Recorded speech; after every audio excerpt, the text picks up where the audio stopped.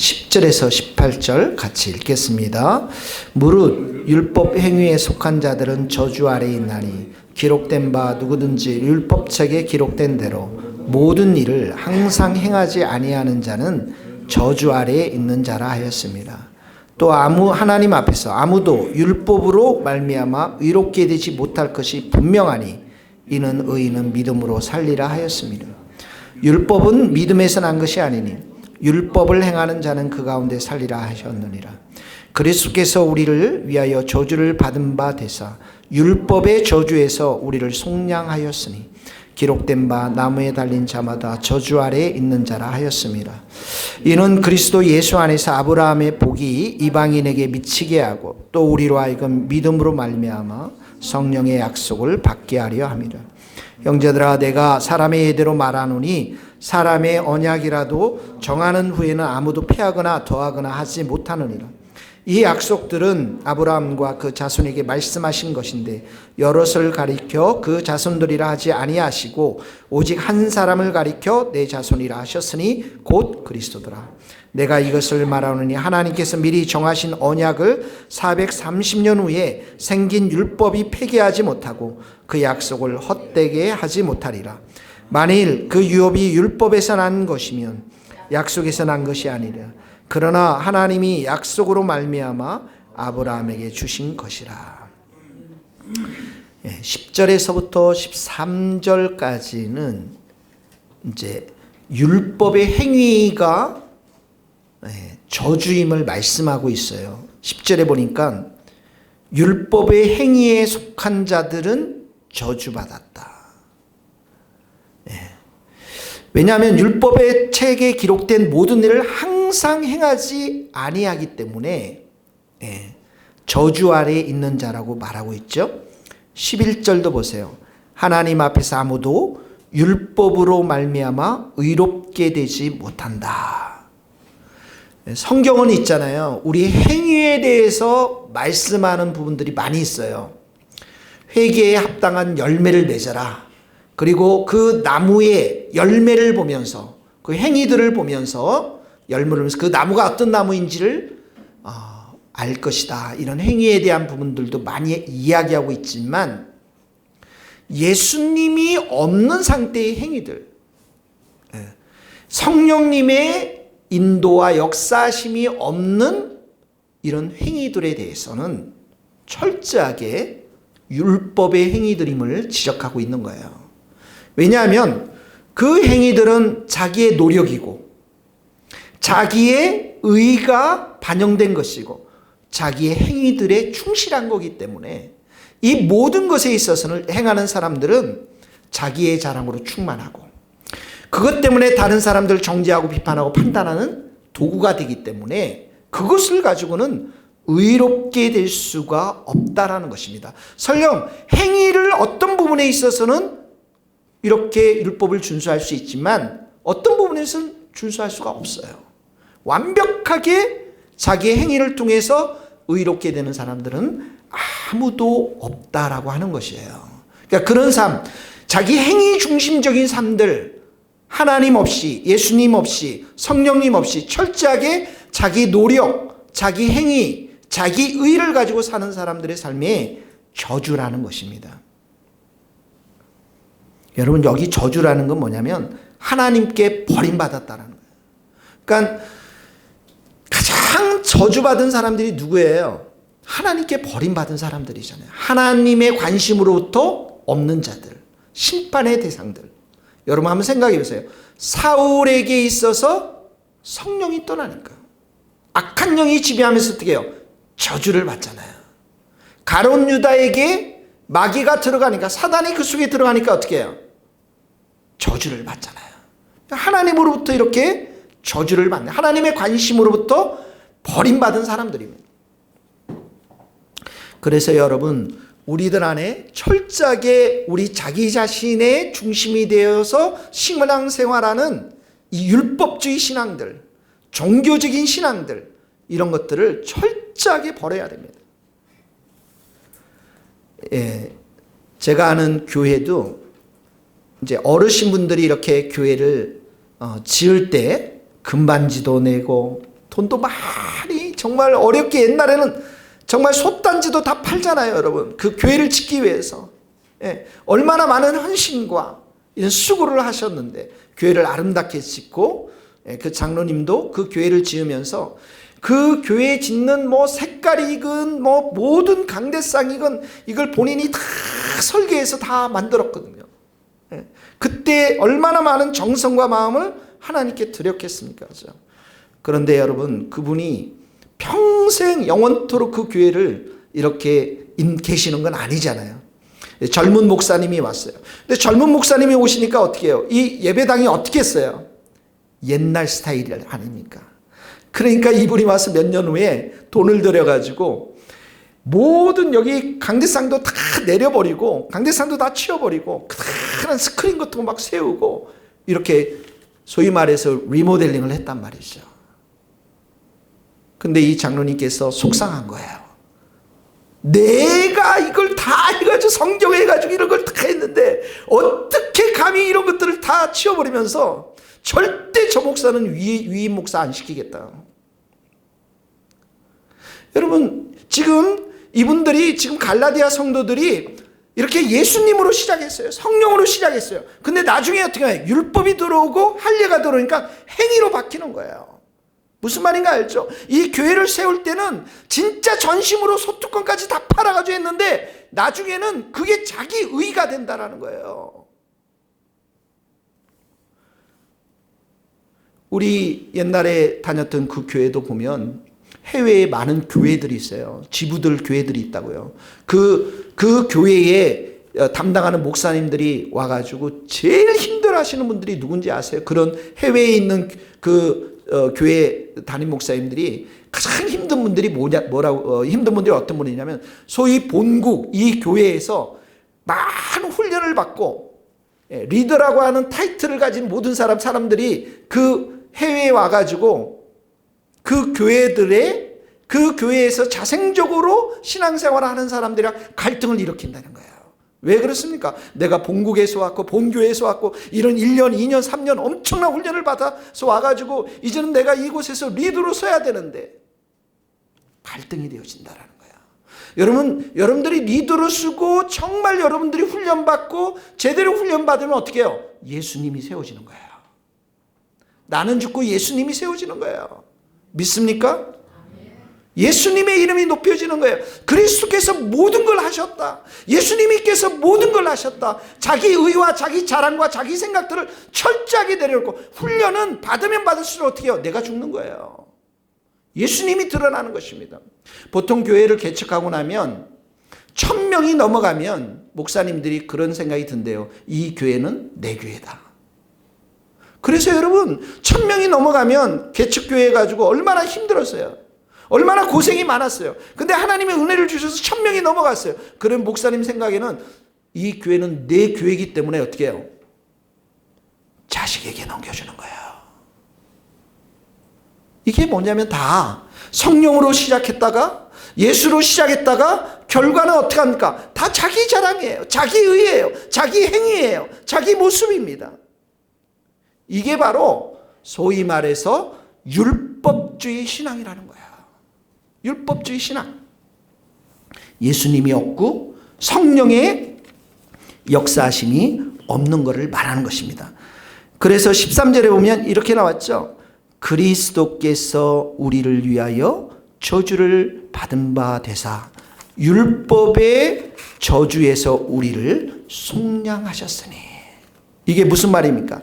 이런 내 자신의 자랑으로서 내 자신의 행위로서 내 자신을 증명해 보이려고 하는 이런 신앙들, 이런 의로움들, 이런 모든 것 결코 우리가 그렇게 도달할 수 없는데 이 모든 것의 저주로부터 누가 우리를 구원하셨다고요? 예수님이 우리를 구원하셨다라는 거예요. 그러니까 다시 말하면 내 자랑, 내 행위, 내 노력, 율법주의 신앙 이 모든 것들은 어떻게 해요? 예수님의 십자가 앞에서 다 내려놓고 그것의 삶의 결과는 저주이기 때문에 이 모든 저주를 누가 다 받으셨어요? 예수님이 가져가셨고. 그러니까 우리는 신앙생활을 하면서 정말 우리의 의가 높여지는 것이 아니라 예수님을 높이고 예수님의 이름을 찬양하고 경배드리는, 그래서 우리의 모든 저주를 다 예수님께서 가져가셨고, 이런 13절에 보면 율법의 저주에서부터 이런 우리의 행위에 모든 일어나는 모든 것들, 그런 저주를 예수님이 다 가져가셨고 우리에겐 무엇을 주셨습니까? 속량을 주셨다라는 거예요.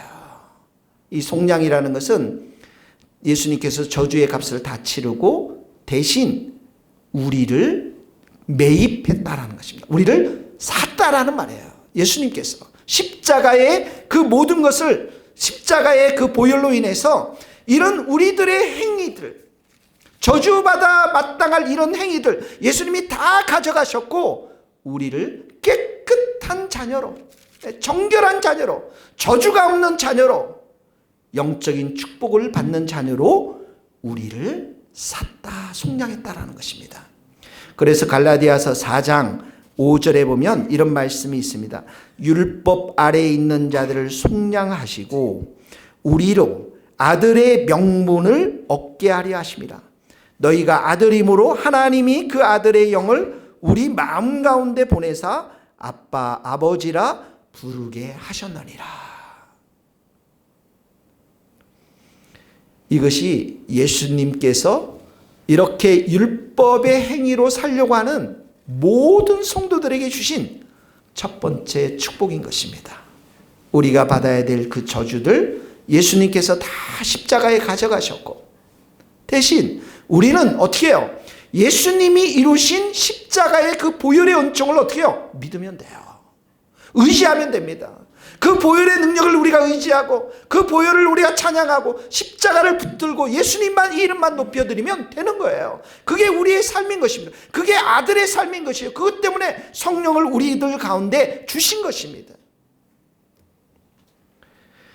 그래서 이런 영적인 축복을 그리스도를 통해서 우리에게 주셨습니다. 바로 하나님의 자녀가 되는 놀라운 축복을 예수님께서 우리에게 주신 것입니다. 그러므로 여러분, 여러분의 행위를 통해서 여러분을 증명해 하려고 하는 그런 신앙들을 십자가 앞에서 다 내려놓으시고, 주님, 저는 아무것도 아닙니다. 정말 주님, 저는 아무것도 아닙니다. 오직 예수님께서 모든 것을 다 하셨습니다. 예수님만이 나의 왕이 되십니다.